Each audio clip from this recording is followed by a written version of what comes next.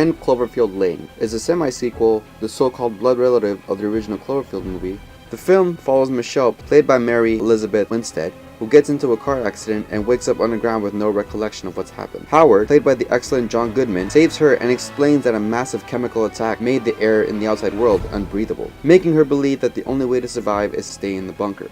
John Goodman plays Hank, a disturbed man who is likable but also terrifying, being responsible for most of the tension in the film. It's refreshing seeing a movie without big explosions and action set pieces. Like a bottle episode, this movie just builds the tension up scene to scene, and you never know where the film is going, and it's intriguing given its setting. It may not be everyone's cup of tea, and it's questionable why this movie is in IMAX, but it's worth the watch in its regular format.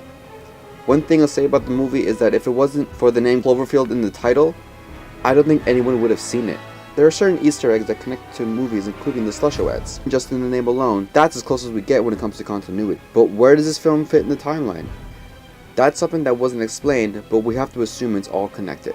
It seems like Bad Robot and J.J. Abrams just decided to slap the name Cloverfield to it, hoping to fill seats in the theater and pray it does well, which it has. Now, with all that aside, this movie is pretty great.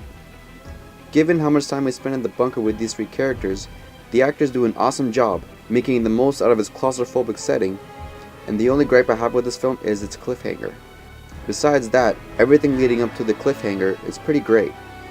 First-time film director Dan Trachtenberg does an amazing job in his first outing crafting a smart, scary, tense, post-apocalyptic thriller.